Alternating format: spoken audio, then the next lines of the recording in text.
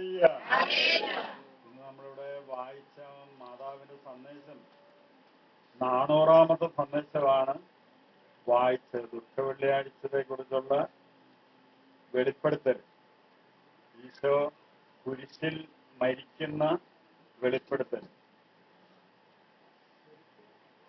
നമുക്കൊരു വിഷമോ പ്രയാസമോ അങ്ങനെയുള്ള കാര്യങ്ങളൊന്നും നമുക്കില്ല.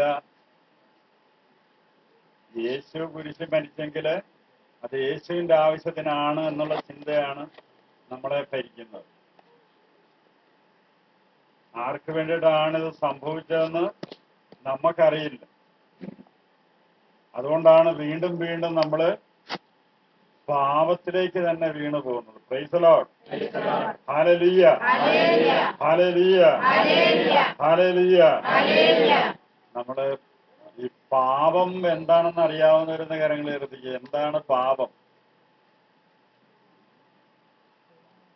അറിയാവോ? ഒന്ന് രണ്ടുപേരെ കൈവക്കുന്നുണ്ട്. പാപം എന്താണെന്ന് അറിയാവുന്നവര്, പാപം എന്താണെന്ന് അറിയാവുന്നവര് വീണ്ടും അതിലേക്ക് എങ്ങനെയാണ് വീണു പോവുക? പ്രഭാഷകന്റെ പുസ്തകം 5-ാം അധ്യായത്തിന്റെ 5-ാമത്തെ വാക്യത്തിൽ പറയുന്നുണ്ട്, ക്ഷമിക്കും എന്നോർത്ത് വീണ്ടും വീണ്ടും പാപം ചെയ്യരുത്. പാപത്തിൽ അകപ്പെട്ട് കിടക്കുന്ന ഒരു മനുഷ്യന് പാപം എന്താണോ തിരിച്ചറിയേണ്ട സാധിക്കുകയില്ല. കാരണം നമ്മള് ഇവിടെ നീണ്ടകരെ കൂടെ യാത്ര ചെയ്യുമ്പോൾ ആ നീണ്ടകര പാലത്തിന്റെ തെക്കേ അറ്റത്തോട്ട് ചെല്ലാറാകുമ്പോൾ പകുതി ഭാഗം കഴിയുമ്പോ തന്നെ വല്ലാത്ത ഒരു ദുർഗന്ധമായിരിക്കും ഉണ്ടാവാൻ തുടങ്ങി. വണ്ടിയെ യാത്ര ചെയ്താൽ തന്നെ അന്നേരം മൂക്കൊക്കെ പൊത്തിപ്പിടിച്ചുണ്ടാക്കി ഇരിക്കുന്നത് കാണാൻ സാധിക്കും. അപ്പോഴും അവിടെ മൂക്കൊക്കെ ഉള്ള ആൾക്കാർ അതിലേക്ക് ഇങ്ങനെ നടക്കുന്നത് കാണാം. വണ്ടിയിൽ നിന്ന് നോക്കിയാൽ മൂക്കും വായും എല്ലാ അവയവങ്ങളും ഉള്ളവർ അതിലെ കൂടെ യാതൊന്നും പൊത്താതൊക്കെ നടക്കുന്നു. നമ്മള് വണ്ടിയിൽ അതിലെ ഒന്ന് പാസ് ചെയ്യാനായിട്ട് ഒരുങ്ങുമ്പോ തന്നെ അസഹനീയമായിട്ടുള്ള സ്മെല്ല് കൊണ്ട് മൂക്ക് പൊത്തിപ്പിടിക്കും. പാപത്തിന്റെ കൊടുമുടിയിൽ ആണ്ട് കിടക്കുന്ന ഒരു മനുഷ്യന് പാപം എന്താണെന്ന് തിരിച്ചറിയാനായിട്ട് സാധിക്കത്തില്ല. അത് തിരിച്ചറിയണമെങ്കിൽ ദൈവിക സ്പർശനം ഉണ്ടാകണം. പാപത്തിന്റെ ഗൗരവം എന്തുവാണെന്ന് തിരിച്ചറിയാൻ വയ്യാതിരുന്ന ഒരാളായിരുന്നു സാവൂൾ. പാപത്തിന്റെ ഗൗരവം എത്ര വലുതാണെന്നും എന്താണെന്നും അദ്ദേഹത്തിന് തിരിച്ചറിയില്ലായിരുന്നു. എന്നാൽ കർത്താവ് തന്നെ അദ്ദേഹത്തിനെ നേരിട്ട് സ്പർശിച്ചപ്പോഴാണ് ആ വ്യക്തി ചെയ്തുകൊണ്ടിരുന്ന പ്രവൃത്തി എന്താണെന്ന് തിരിച്ചറിയാനായിട്ട് സാധിച്ചത്. Price the lord. Hallelujah, hallelujah, hallelujah. നമ്മൾ വിചാരിക്കുന്നത് പരിശുദ്ധാത്മാവിന്റെ പ്രവർത്തനം എന്ന് പറയുന്നത് കീഴ്മേല് കിടന്ന് തുള്ളിച്ചാടുന്നതും കൈ വിറയി നിൽക്കുന്നതും കാല് വിറയ്ക്കുന്നതും ശരീരം മൊത്തം കിടന്ന് വിറയ്ക്കുന്നതൊക്കെയാണ് പരിശുദ്ധാത്മാവിന്റെ പ്രവർത്തനം എന്നൊക്കെയാണ് നമ്മൾ ധരിച്ചു വെച്ചിരിക്കുന്നത്. അങ്ങനെയാണോ പരിശുദ്ധാത്മാവിന്റെ പ്രവർത്തനം? പിന്നെ എങ്ങനെയാ പരിശുദ്ധാത്മാവ് പ്രവർത്തിക്കുന്നത്?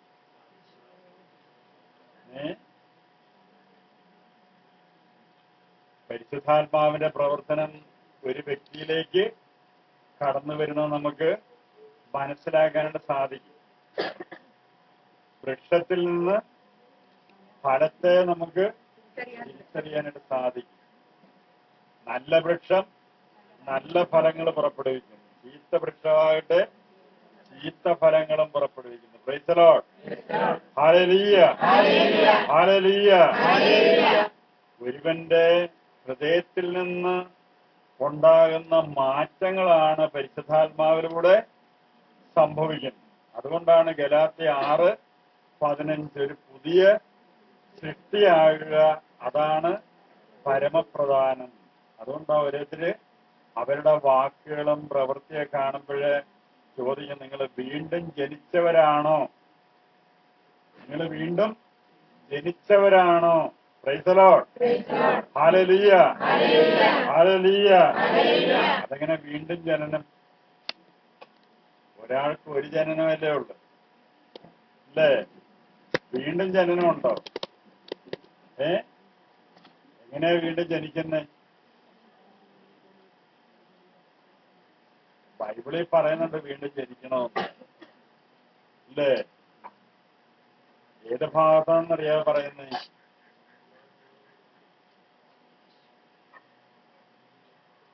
യോഹന്നാന്റെ സുവിശേഷം 3-ാം അധ്യായത്തിന്റെ 5 വാക്യം. ഒരുവൻ വീണ്ടും ജനിക്കാതെ സ്വർഗരാജ്യത്തിൽ പ്രവേശിക്കുകയില്ല. വീണ്ടും ജനിക്കാതെ സ്വർഗരാജ്യത്തില് പ്രവേശിക്കുകയില്ല. നമ്മള് എന്തെല്ലാം ചെയ്തെന്ന് പറഞ്ഞാലും, ഒരുപാട് കുർബാന സ്വീകരിച്ചാല്, ഒരുപാട് കുമ്പസാരിച്ചാല്, ഒരുപാട് പുണ്യപ്രവൃത്തികൾ ചെയ്താല് നമ്മള് നിത്യതയിലേക്ക് പ്രവേശിക്കുകയില്ല. നിത്യതയിൽ പ്രവേശിക്കണമെങ്കിൽ വീണ്ടും ജനനം ഉണ്ടാകണം. Price the lord. Hallelujah, hallelujah. പണ്ടത്തെ അമ്മച്ചിമാരൊക്കെ അന്നൊക്കെ ചിക്കുപായലൊക്കെ ആയിരുന്നു പിള്ളേർ കിടന്നുറങ്ങുന്നത്. ഇന്നത്തെ കൂടി ഒരു പായലെങ്ങും ഉറങ്ങാൻ പറ്റുന്ന അവസ്ഥയിലായിരുന്നു. അന്ന് 10, 25, 30 പിള്ളേരൊക്കെ ഉള്ളു. അതുകൊണ്ടാണ് ഒരു ചിക്കുപായൊക്കെ വരിച്ചിട്ട് അതേലാണ് കിടത്തുന്ന പിള്ളേർ. അവര് നേരം വെളുക്കുന്നതിന് എങ്ങനെങ്കിലുമൊക്കെ ചാടി എണീച്ച് വരും. ഇടതുവശം തിരിഞ്ഞ് എണീച്ച് വരുന്നത് അമ്മ കണ്ടാല് അവരെ വീണ്ടും കിടത്തും. വീണ്ടും കിടത്തിയിട്ട് പറയും വലതുവശം തിരിഞ്ഞ് എണീച്ച് വരാൻ പറയും. അങ്ങനെ കിടന്നെണ്ണീച്ചവരുണ്ടോ ഈ കൂട്ടത്തില്? ഉണ്ടോ? എന്നെയൊക്കെ അങ്ങനെ അമ്മ വഴക്ക് പറഞ്ഞ് കിടത്തിയിട്ട് വീണ്ടും എണ്ണിച്ചതാ. ഇടതുവശം തിരിഞ്ഞ് എണ്ണിക്കുമ്പോഴേ കിടകിടാവെന്ന് പറഞ്ഞ് കിടത്തിയിട്ട് പിന്നെ വലതുവശം തിരിഞ്ഞ് എണ്ണിക്കാൻ പറയും. ചിലപ്പം അമ്മ അങ്ങനെ പറഞ്ഞതുകൊണ്ടായിരിക്കാം ഇന്ന് ഈ ഒരു അവസ്ഥയിലൂടെ വരേണ്ടി വന്നത്. Hallelujah, hallelujah. അപ്പൊ നിക്കോദെമോസ് ഇതേപോലുള്ളൊരു അവസ്ഥയിലാണ് തലയെക്കൂടെ തുണിയിട്ടുകൊണ്ട് കർത്താവിനിലേക്ക് ചെന്നത്. കാരണം അച്ഛൻ ഔസേപ്പിന്റെ മകനായിരിക്കുന്ന യേശു അദ്ദേഹം ചെന്നുടനെ തന്നെ പറഞ്ഞ്, ദൈവം കൂടെയില്ലാതെ നീ ചെയ്യുന്ന പ്രവൃത്തികളൊന്നും ചെയ്യാനായിട്ട് സാധിക്കത്തില്ല. ദൈവം നിന്റെ കൂടെ ഉണ്ട്. പക്ഷെ എനിക്കൊരു സംശയമുണ്ട്, എങ്ങനെയാണ് ഒരുവൻ സ്വർഗരാജ്യത്തിൽ പോകുക? അപ്പോഴാ കർത്താവ് യാതൊരു മുഖവരയില്ലാതെ പറഞ്ഞ്, വീണ്ടും ജനിച്ചെങ്കിലേ സ്വർഗരാജ്യത്ത് പോകാൻ പറ്റത്തുള്ളൂ.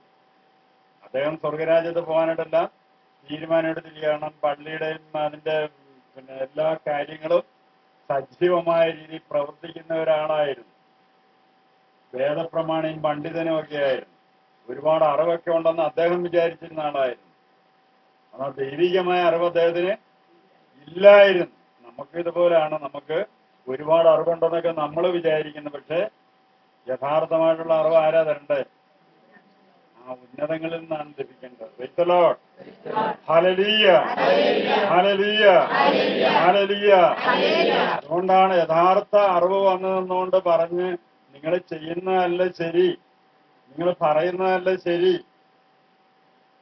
അന്നേരം നീ ആരാ? ഞങ്ങൾക്ക് അബ്രഹാമുണ്ട്, മോശയുണ്ട്. 30 വയസ്സുകാരൻ പറഞ്ഞ് അബ്രഹാത്തിനും മോശയ്ക്കുമൊക്കെ മുമ്പേ ഞാനുണ്ട്. അംഗീകരിക്കുന്ന കാര്യമാണ്, അംഗീകരിക്കും അവര്. അതുകൊണ്ടാ പറഞ്ഞ വട്ടനാണെന്ന് പറഞ്ഞത്. പിന്നെ ഭ്രാന്ത. 30 വയസ്സുകാരൻ പറയുന്ന മോശയ്ക്കും അബ്രഹാത്തിനും ഒക്കെ മുമ്പേ ഞാനുണ്ട്. Price the lord. Hallelujah, hallelujah, hallelujah. അപ്പൊ നിക്കോദെമോസിനോട് കർത്താവ് പറഞ്ഞു, നീ വീണ്ടും ജനിക്കണം. വീണ്ടും ജനിക്കാതെ ഒരുവന് സ്വർഗരാജ്യത്തിൽ പോകാൻ പറ്റില്ല, ഒരു കാലത്തും നടക്കത്തില്ലെന്ന് പറഞ്ഞു. അന്നേരം അദ്ദേഹം പ്രായമായ ആളായതുകൊണ്ടാണ് ചോദിച്ചത്, ഈ പ്രായമായ വൃദ്ധനായ ഞാൻ എങ്ങനെയാണ് അമ്മയുടെ ഉദരത്തിൽ കയറിയിട്ട് വീണ്ടും ജനിക്കുക? അമ്മയുടെ ഉദരത്തിൽ നിന്നാ പുറത്തോട്ട് വന്നത്. അപ്പൊ വീണ്ടും ജനിക്കണമെങ്കിൽ എന്ത് സംഭവിക്കണം? അമ്മയുടെ ഉദരത്തിൽ കയറണം, പിന്നെ വലതുവശം തിരിഞ്ഞ് എണ്ണീക്കണം. Praise the lord. Hallelujah, hallelujah. കർത്താവ് പറഞ്ഞ് ആത്മാവിൽ നിന്ന് ജനിച്ചത് ആത്മാവാണ്, ജഡത്തിൽ നിന്ന് ജനിച്ചത് ജഡവുമാണ്. ജഡം യാതൊന്നിനും ഉപകരിക്കുന്നില്ല, ആത്മാവാണ് എല്ലാത്തിനും ഉപകരിക്കുക. Praise the lord. Hallelujah, hallelujah, hallelujah. യേശു ഈ ഭൂമി വന്നതും കുരിശുമരണം മരിച്ചതുമൊക്കെ എന്തിനു വേണ്ടിയിട്ടാണ്?